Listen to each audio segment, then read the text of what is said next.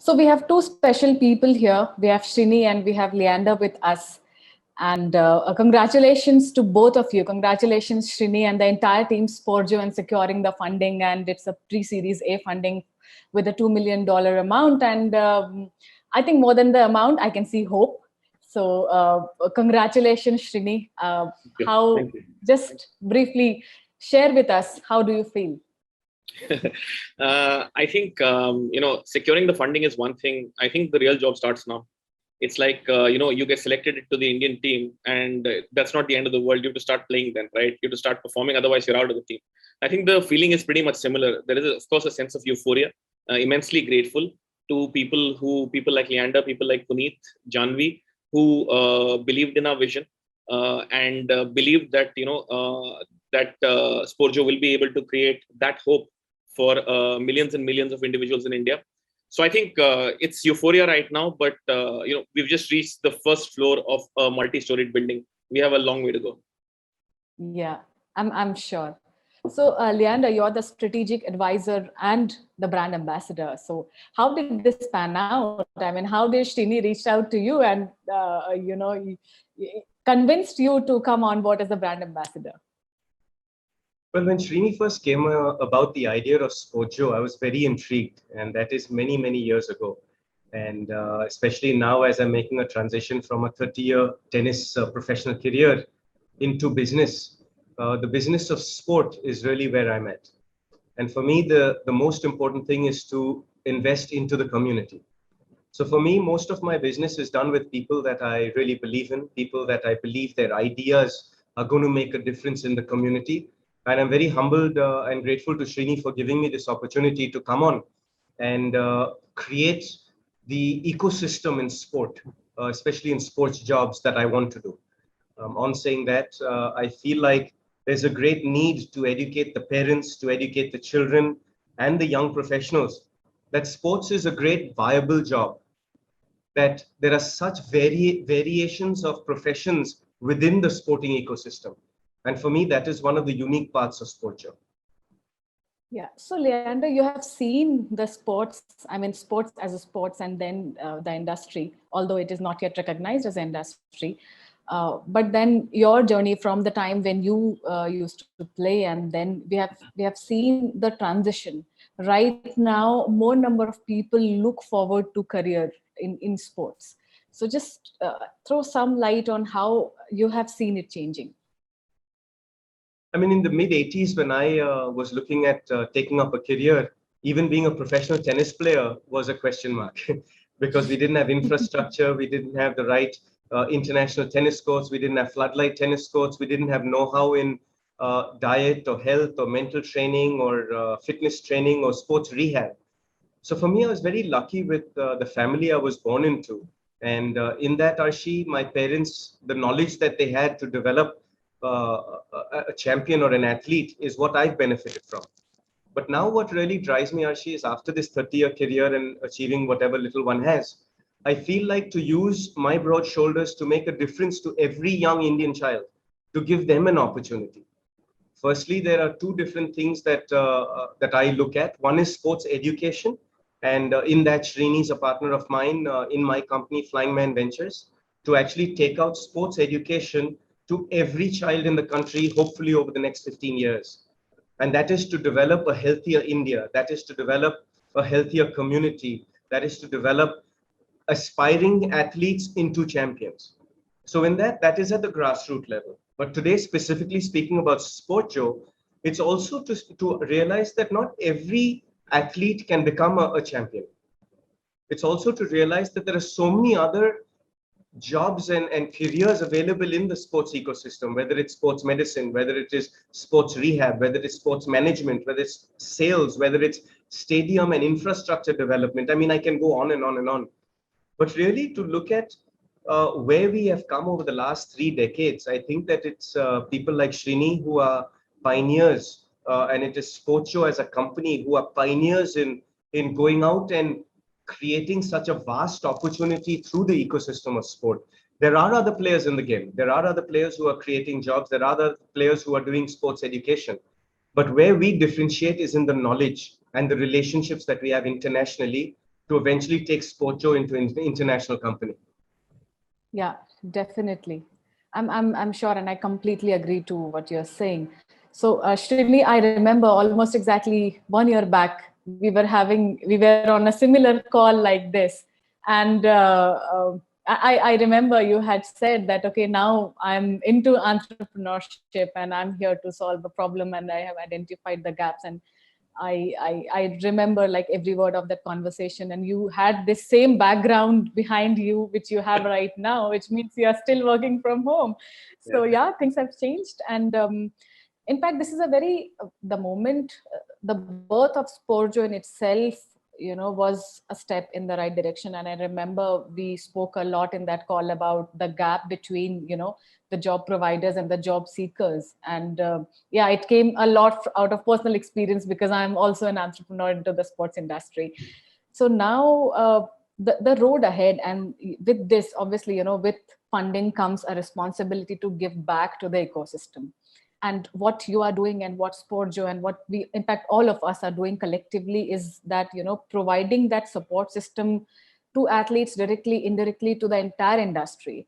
So Srini, just share with our audience that, what is the roadmap ahead, if you can throw some light on that. Absolutely, Arshia. I still remember, our conversation a year back when we were sort of pretty much starting Sporjo.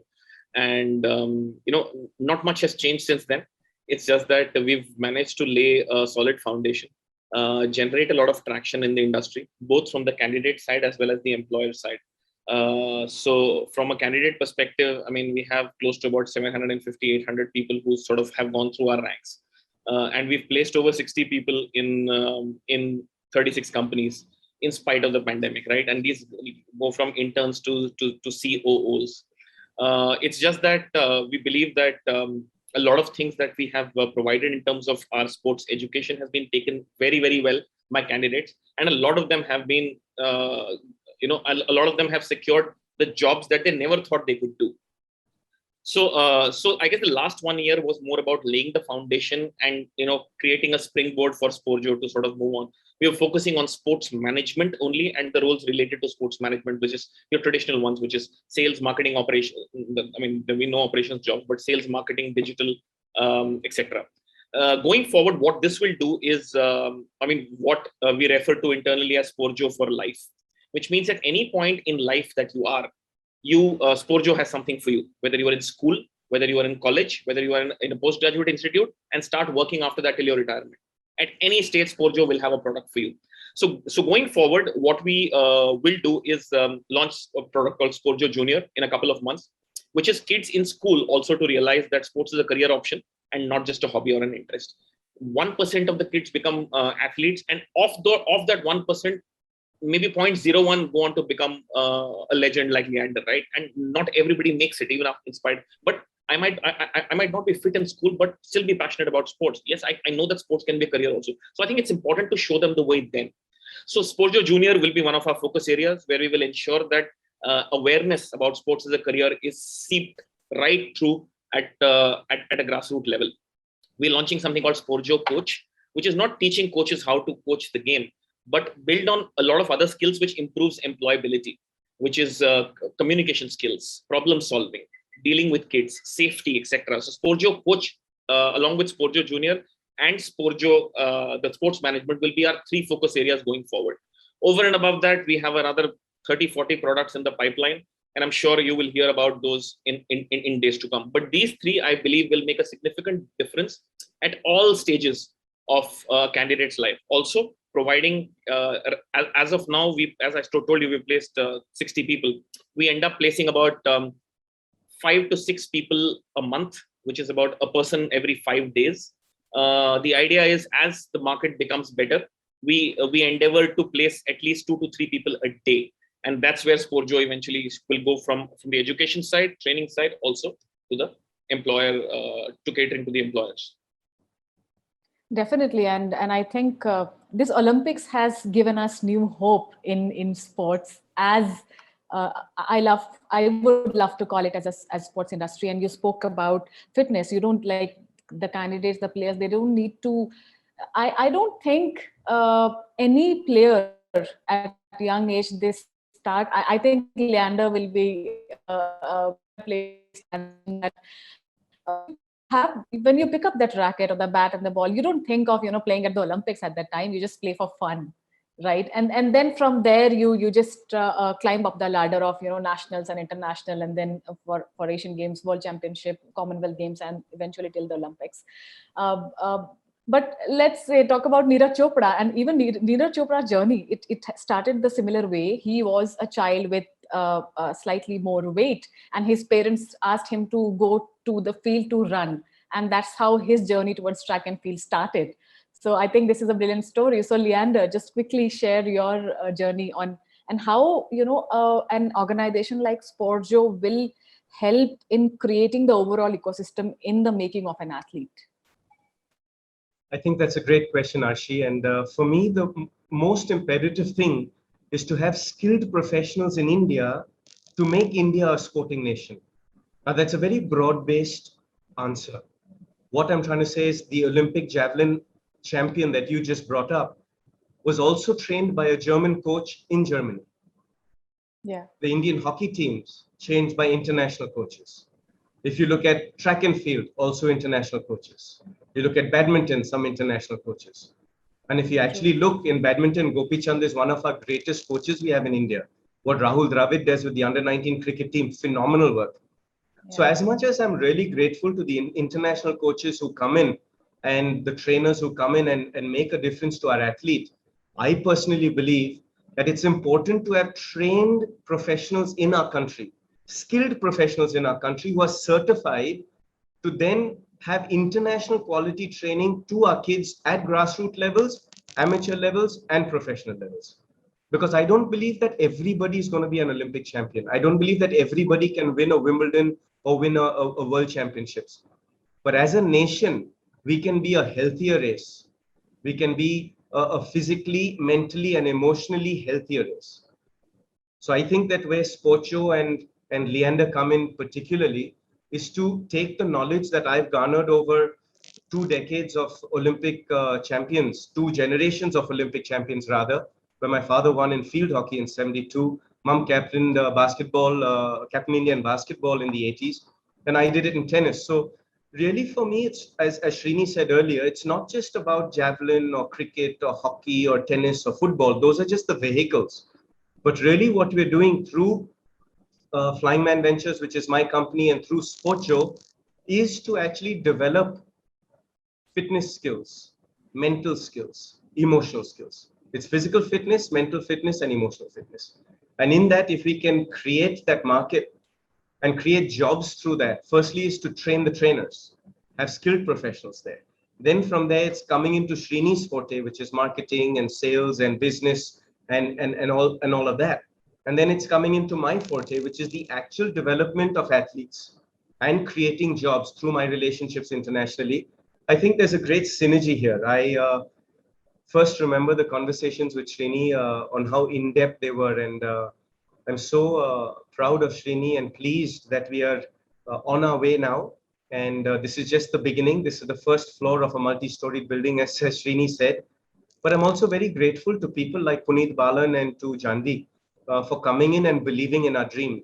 It's not just about the dollars and cents and the rupees that people invest in, but it's about believing in the dream, in the longevity of it. I personally believe that it'll take 15, 20 years to create champions in each individual's lives. But when you get that ball rolling, it's a start. Even if you don't become a champion in the Olympics, even if you don't become a Wimbledon champion, there are so many other jobs that can come back into the ecosystem. And that's what I have fun with. Yeah. So you spoke about market, I remember, I'll pass this on to Shini. So we have already seen that there is a rise in demand of sports professionals in every field, operations, sales, marketing, and now athlete management is a rising field. But, the scale in which we are seeing the demand side of it, we are seeing that the same pace is not there on the supply side of it. And that's the gap which Sporjo is trying to bridge here. And I read today morning, Srini, that you aim to have 500,000 sports professional by 2030. So just share with us how is that going to how will that go happen? And not just that, I remember when last time we were speaking that even the finest of the sports companies, they probably go to the IIMs for placement, right? And not in the sports specific institutes and the companies. And so this thing which you are trying to reduce, so how do you intend to do that at Sporjo? Very, very simple. Our processes, the easiest thing after so many years of experience would have to, do the conventional way, go start a course, etc. But the difference, I guess, with what Sporjo is doing is to have vocational courses and more importantly, a one-on-one attention. Every individual is different. Every human being is different. For example, if you have a course for 50 cricketers there, and you don't pay individual attention to each one of those, I mean, you don't know how each one would turn out, right? So what we do is through our Sporjo mentor program, we first figure out which role is that individual likely to succeed in. We do it through a scientific assessment and then do a one-on-one call with that person. It's okay to say, I think I'll be good at operations. That's not the point, right? You may not be good for it. You might be very good at data and analytics, right? And that's what we find out. Otherwise, you cannot put an ops person in data and analytics and vice versa. It's going to be a disaster. So what we do is we first figure out what you will be successful in and then train you towards that. That is the gap that exists, which we are trying to fill. The gap is not, on the supply side, there are millions, right? If all those people applied to those companies who are advertising, Sporjo need not have existed, right?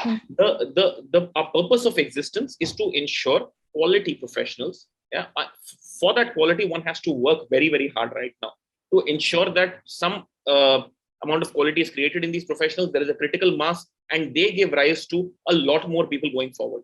And once, I guess, the critical mass is established, and when the sort of snowball rolls down the hill, when it eventually reaches, it's called an avalanche, and that's when you sort of hit that number of 500,000. So I think the start will be slow, the roll will be slow, but as it gains momentum, as it gains mass, I think we'll sort of do pretty well. Also, the fact that India is aspiring to host a few global events. I just read yesterday that India is aspiring to host the Olympics, right, in a few years. And as Leander mentioned, you have a lot of foreign coaches, etc., which is great. But when will we have the capability or the wherewithal to have our own people managing these events and being called that? Yes, we've had 2 FIFA Under-17 World Cups, and lots of the staff were Indian. But we need to do a lot better, in my opinion. So that's what we're sort of trying to fulfill by ensuring that we focus on each person's skills and strengths and then develop an individual in that field to ensure that they are successful in a sports career. Yeah, I'm sure. And with Leander, he will bring in the expertise of sport into the management side of sports. So this is something which I'm personally looking forward. And it was, I'm really happy. And this is very good overall for the entire India's sports ecosystem. And we are looking forward to the growth of Sporjo. And I think more than Sporjo's growth, it will be the growth of the entire sports ecosystem of the country. Let me put it that way. Absolutely. So definitely. And thank you, Srini. Thank you, Leander, for speaking to us, for taking out this time. And we'll definitely cross path again because all of us on this screen are in the sports industry. So yeah, see you soon. Thank you, Arshi. Take care. Bye. Thank you. Thank you. Have a good day.